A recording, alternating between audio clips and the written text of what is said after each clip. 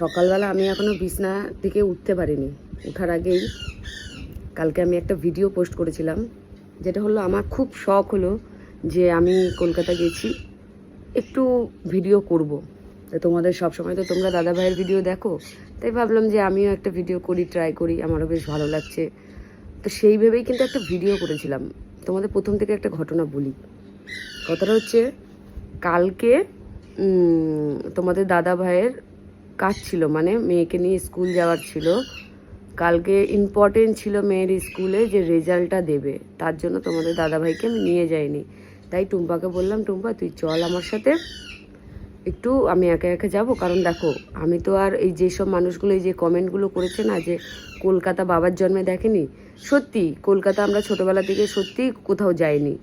কে নিয়ে যাবে? ছোটোবেলা থেকে মা বাবা নেই, মা বাবা না থাকলে একটা মেয়েকে নিশ্চয়ই কেউ বাড়ির থেকে একা একা ছেড়ে দেবে না। আর আমরা একা একা ঘোরার মতন মানুষও নই যে একা একা সারা কলকাতা চড়িয়ে বেড়াবো। এই জন্য হয়তো আমাদের যাওয়াও হয়নি, দেখাও হয়নি। তো তোমরা কিছু কিছু মানুষ যারা উড়ে বেড়াও কলকাতায় গলি গলির মধ্যে, তারা আমাকে জ্ঞান দিতে এসছো কলকাতা কখনো তোমরা দেখোনি, বিচ্ছিরি বিচ্ছিরি কথা বলেছো। প্রচণ্ড রাগ হয়েছে যে আরে একটা মানুষ যদি কলকাতা না চেনে, তাহলে কি সে বিশাল বড় অপরাধ করে ফেলেছে? জানি না। আর তোমাদের একটা কমেন্ট খুব বেশি আমি দেখি, সেটা হচ্ছে যে নিজেকে কি মনে করো, নিজেকে সুন্দরী মনে করো, তোমাকে এটা মানায় না, মুখটা এরকম, এই এরকম। তা আমি তোমাদেরকে একটা কথাই বলি, আচ্ছা আমি কি আমাকে নিজেকে তৈরি করেছি, না আপনি নিজেকে আপনি তৈরি করেছেন? আপনি আমাকে আগে বলুন তো, যে আপনি কি নিজে নিজে আপনার নাকটাকে এরকম করেছেন, আপনার চোখটাকে এরকম করে এঁকেছেন, আপনার ঠোঁটটাকে এরকম করে এঁকেছেন? নিশ্চয়ই না। ভগবান ওটা তৈরি করেছে। তাহলে ভগবান যখন তৈরি করছিল, আপনি কি পাশে বসে বসে নিজেকে তৈরি করছিলেন আর বলছিলেন নাকি নাকটা আমার একটু এরকম করুন, চোখটা একটু এরকম করুন, আমাকে একটু লম্বা বানান, আমি যেন জিন্স পরলে ভালো লাগে? এগুলো কি ভগবানকে বলে বলে নিজেকে তৈরি করেছেন? আপনি মনে হয় পুরো নিখুঁত, পুরো নিখুঁত, আপনার মধ্যে কোনো খুঁত নেই। আমি ভেবে পাই না মানুষের রূপ নিয়ে তোমরা কেন বিচার করো। ঠিক আছে, কেন বিচার করো আমি বুঝে পাই না, যে মানুষের রূপ নিয়ে তোমরা কে কি পড়লো, কে কি খেলো, কার মুখটা কীরকম, কার চোখটা কীরকম, কে নেপালির মতন। উফ, আমি এগুলোতে মানে নিজেকে নিজে আমি মনে করি আমাকে যারা শিক্ষা দিতে আসে, শিক্ষার কথা বলতে আসে, তারা যে এত মেন্টালিটি এত ছোট লোক, যে তারা আমাকে বোঝাতে আসছে যে একটা মানুষ কীরকম সুন্দর হতে পারে, কীরকম কি হতে পারে। ভগবানের তৈরিকে তোমরা অপমান করো। ভগবান আমাকে যেভাবে তৈরি করেছে, যেরকম তৈরি করেছে, আমি তো সেরকমই থাকবো রে বাবা। আশ্চর্য কথা তোমরা বলছো। তোমরা একবার কথাগুলো যে বলো, ভেবে বলো না, যে এগুলো তো আর আমি নিজেকে নিজে তৈরি করিনি, এগুলো তো ভগবান তৈরি করেছে। যাক, এই কথাটা গেল। যার যেরকম মেন্টালিটি, তোমাদের মনে হয় তোমরা পাশে বসে ভগবানকে বলেছিলে যে আমাকে তৈরি করো, এরকম নিখুঁতভাবে তৈরি করো। আপনারা হয়তো সত্যি নিখুঁত। দ্বিতীয়ত হচ্ছে, কালকে তোমাদের মনে খুব মানে একটা এক্সাইটেড জানার, যে গোলু কার সাথে কলকাতায় গেল ডাক্তার দেখাতে, কার সাথে গেল, মানে এত আমাকে নিয়ে এত মানে ভাবনা চিন্তা, টেনশনে পড়ে যাবে কেন? স্ট্রোক হয়ে যাবে তো যখন তখন। আমাকে নিয়ে এত ভাবলে তো স্ট্রোক হয়ে যাবে। এত চিন্তা মাথায় করবে না এই গরমে। আমি কলকাতায় কার সাথে গেছি, মাথা তোমাদের দেখে নষ্ট হয়ে যাচ্ছে। আচ্ছা, আর একটা কথা, তোমরা ইন্দ্রদাকে নিয়ে অনেক উল্টোপাল্টা কথা বলছো। তাকে আমি কিন্তু দাদা বলি, তাকে আমি কিন্তু ভাইফোঁটা দিয়েছি, রাখি পরিয়েছি। এই জিনিসটার কিন্তু অসম্মান অন্ততপক্ষে আপনারা করবেন না। একটা ভাইফোঁটা, একটা রাখির কতটা একটা বোনের কাছে বা দিদির কাছে দাম, সেটা একমাত্র সেই বোন ভাইটাই বুঝে। কিন্তু আপনাদের হয়তো দাদা বোন ভাই কেউ নেই, বা যদিও থাকে তাদের সঙ্গে হয়তো আপনারা সেরকমভাবেই রিলেশন করেন, নোংরামি করেন, তার জন্য হয়তো দাদাদেরকে আপনারা ওই চোখেই দেখেন, বা বোনকে আপনারা ওই চোখেই দেখেন। আমরা যাকে দাদা বলি, দাদা এসে। আচ্ছা, আজ পর্যন্ত আপনি বলুন তো, আপনারা বলুন, যে আমার চরিত্র কি কোনো রকম দাগ পেয়েছেন আপনারা, বা কোনো খুঁত পেয়েছেন যে আমি এইসব করে বেরিয়েছি, বা আমার মধ্যে এইসব আছে, বা আমি রাস্তাঘাটে বেরোলে এর তার সাথে বেরিয়েছি, ঢলাঢলি করেছি? কোনোদিনও তো শোনেননি। তাহলে একটা মানুষের ওপর আপনারা কেন আঙুলটা তুলে কথা বলেন? আপনি আমাকে বলতে পারবেন কেন আঙুল তুলে কথা বলেন? খারাপ লাগে না আপনাদের, যে আমি যেই মানুষটাকে চিনি না, জানি না, যেই মানুষটার চরিত্র বিষয়ে জানি না, যেই মানুষটাকে আমরা কখনো খারাপ দেখিনি, সেই মানুষটাকে আমি কি করে এইসব নোংরা কথাগুলো বলি? ইন্দ্রদাকে নাং ফাং যা পারছেন তাই বলে দিচ্ছেন। এগুলো কীরকম মেন্টালিটি বলতে পারেন আপনারা? আপনারা ভদ্র সমাজে শিক্ষিত নিজেকে মনে করেন তো? তাহলে এই শিক্ষার কি এটাই দাম? এটাই আপনাদের শিক্ষা? যে একটা দাদাকে আপনারা নাং বানিয়ে দিচ্ছেন, আপনারা একটা বোনকে যা ইচ্ছা তাই বলে দিচ্ছেন, মানে যা ইচ্ছে তাই নাকি, কমেন্ট বক্স খোলা বলে মানে এখানে যত নোংরা এখানেই ফেলে দিয়ে চলে যাবেন।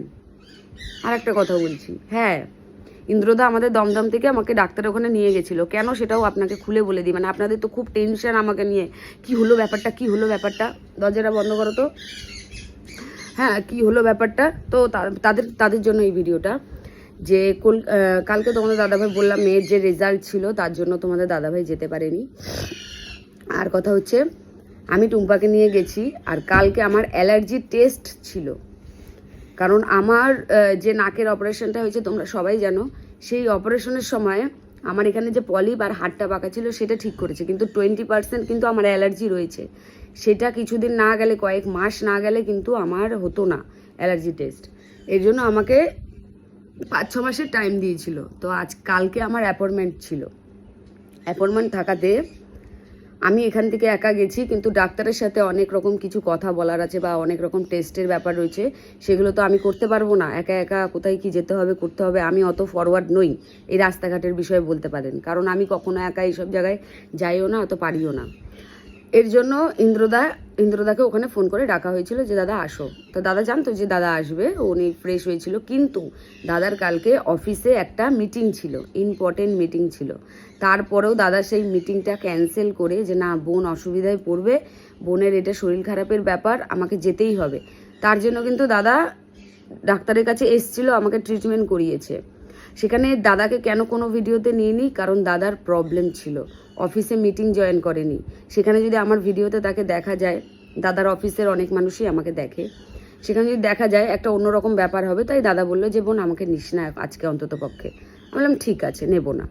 তাই দুই বোনে যেইটুখানি মজা করেছি আর কি, কলকাতা তো আমার বাবার তৈরি নয়, বা আমি জন্ম থেকে কলকাতায় গলিতে ঘুরে বেড়াইনি তোমাদের মতন, তাই যতটা পেরেছি বোন আর দুই বোন মিলে যা একটু মজা করেছি, আনন্দ করেছি, গেছি, খেয়েছি, ঘুরেছি, সেটাই কিন্তু তোমাদের সঙ্গে আমি শেয়ার করার চেষ্টা করেছি। না এটার মধ্যে কোনো নোংরামি ছিল, না কোনো রকম নোংরা ড্রেস ছিল, না কোনো রকম কিছু ছিল, তারপরেও তোমাদের এত নোংরা কমেন্টস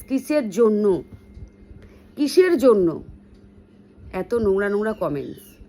একটা মানুষের পার্সোনাল প্রবলেম থাকতেই পারে, যে তাকে ক্যামেরায়, সে সবসময় ক্যামেরায় কিন্তু আসার জন্য উপযুক্ত নয়, সে বলতেই পারে যে না আজকে আমার কোনো অসুবিধা আছে, তা বলে তাকে দেখতে পাচ্ছ না বা তাকে দেখায়নি বলে বা সে এসছে বলে কি মানে যা নয় তাই বলা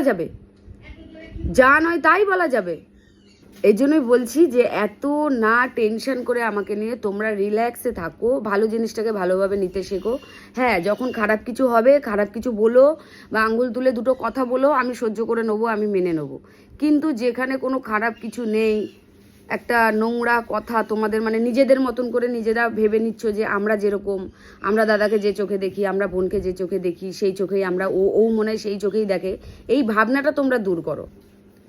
আর একটা কথা, আমার রূপ নিয়ে কোনোদিনও কোনো রকম কথা বলবে না। হ্যাঁ আমার স্টাইল নেই, আমি সাজতে পারি না, আমার ড্রেসিং সেন্স নেই, আমি দেখতে খুবই খারাপ, আমি নাটা, আমি কালো, আমি কুৎসিত, আমি চাই না, সেটা আমি জানি যে এটা আমাকে ভগবান তৈরি করেছে, ঠিক আছে, আমি এটাতেই হ্যাপি, আর আমার বড় হ্যাপি, আমাকে নিয়ে যথেষ্ট, রাস্তায় চলার মতনও ক্ষমতা আমার আছে, আমি ল্যাংড়া লুলা নয়, ভগবান আমায় হাত পা দেয়নি, এরকম দেয়নি, তার কোনো ব্যাপার না, সুস্থ সবল করেছে, খেতে পারি, চলতে পারি।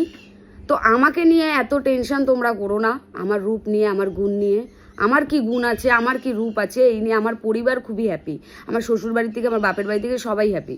তো প্লিজ তোমরা এত টেনশন করো না, তোমাদের ভগবানকে বলো তোমাদের ছেলে মেয়েকে বা তোমাদেরকে যেন আরও নিখুঁতভাবে তৈরি করে, পাশে বসে বসে ভগবানকে বলে দিও যে আমার নাকটা এইভাবে তৈরি করো, আমার চোখটা এইভাবে তৈরি করো, কারণ যখন ভগবান আমাকে তৈরি করছিল আমি পাশে বসে ছিলাম না, আমাকে যেরকম পেরেছে সেরকম তৈরি করেছে।